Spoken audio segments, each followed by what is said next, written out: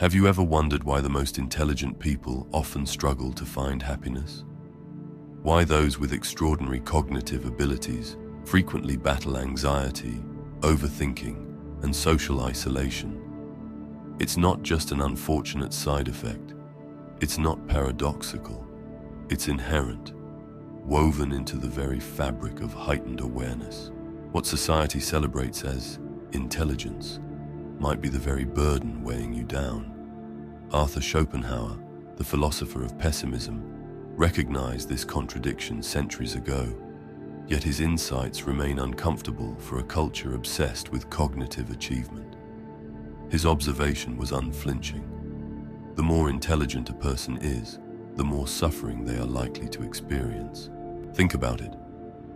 From early childhood, the intellectually gifted are singled out, celebrated for their academic prowess, pushed toward achievement rather than contentment.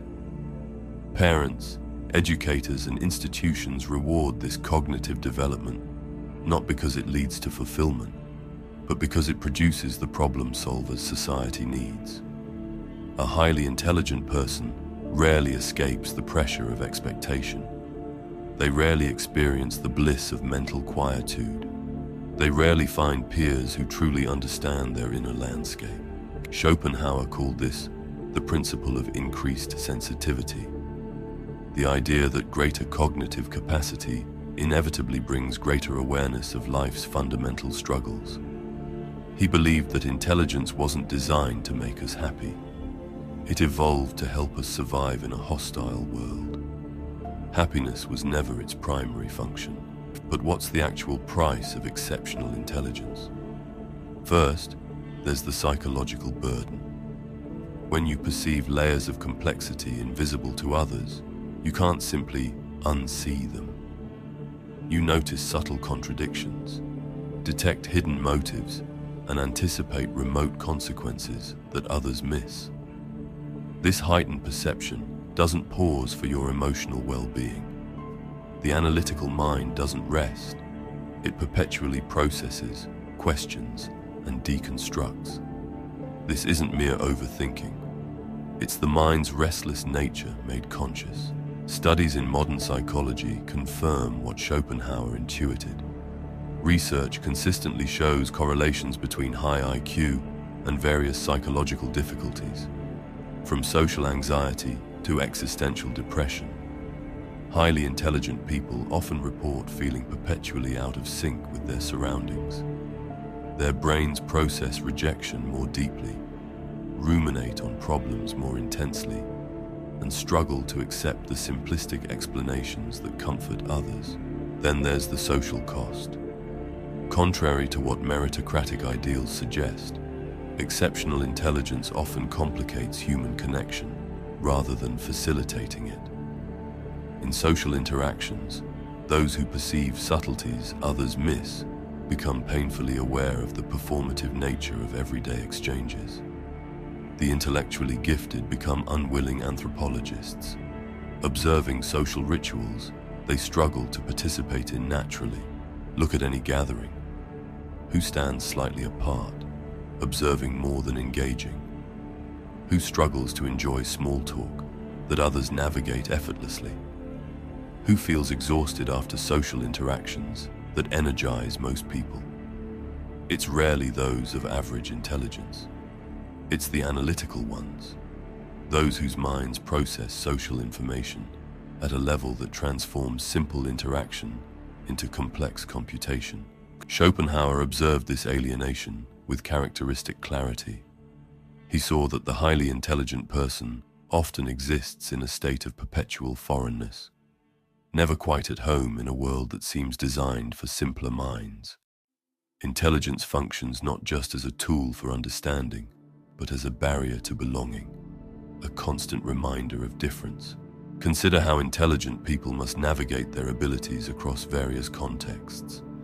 They learn to hide their complexity, simplify their thoughts, and dampen their perceptions to avoid intimidating or alienating others. This isn't arrogance, it's adaptation. The need to translate complex inner experiences into accessible forms becomes exhausting. reinforcing the sense of fundamental disconnection. But perhaps most poignant is how intelligence complicates the pursuit of happiness itself. The intelligent mind sees through the temporary nature of pleasant diversions. It questions the substance behind social validation.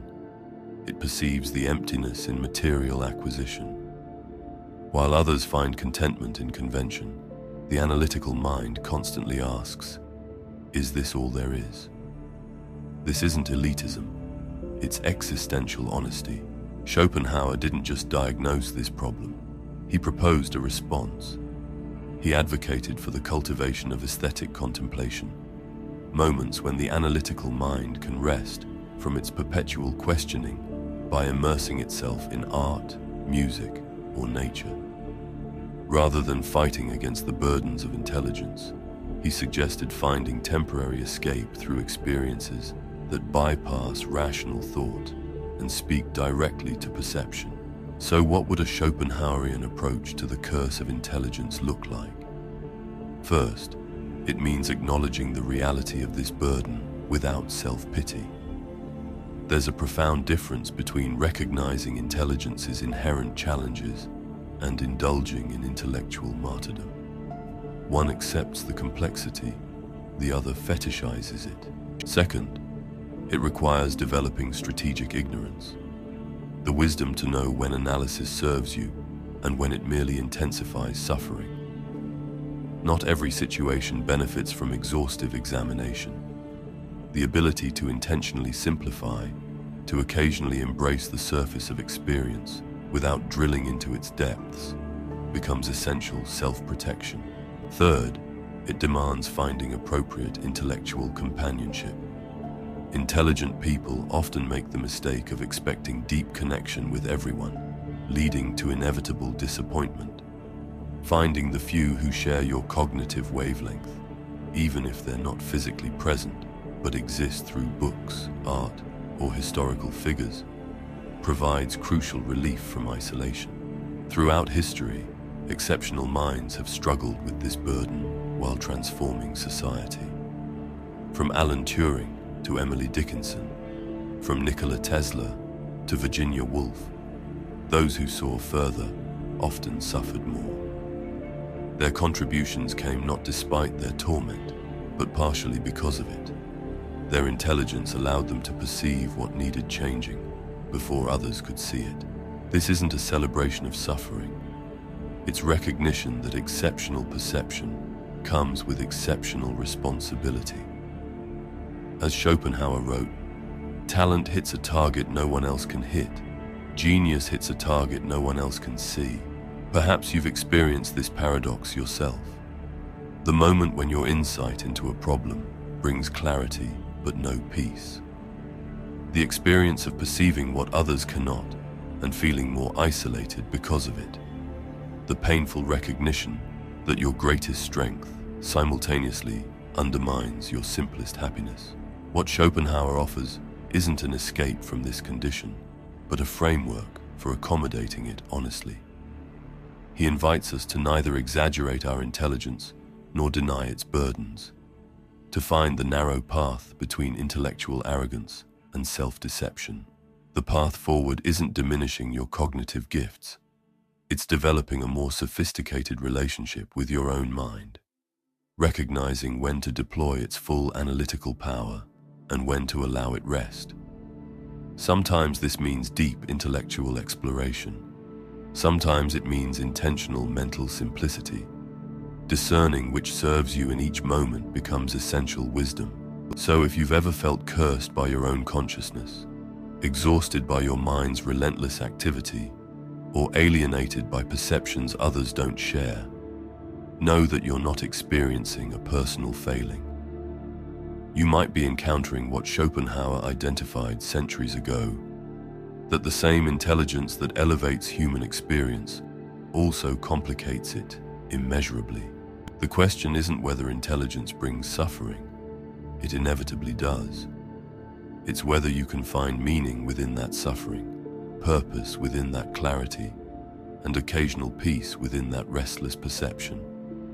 As Schopenhauer might suggest, It's about determining not whether to think, but how to think in ways that serve rather than sabotage your existence. If this video resonated with you, share your experiences in the comments. Have you felt the weight of your own intelligence? Let's create a conversation about navigating the complex relationship between cognitive gifts and emotional well-being. And if you want to explore more philosophical perspectives on life's contradictions, subscribe to the channel. The Examined Life continues.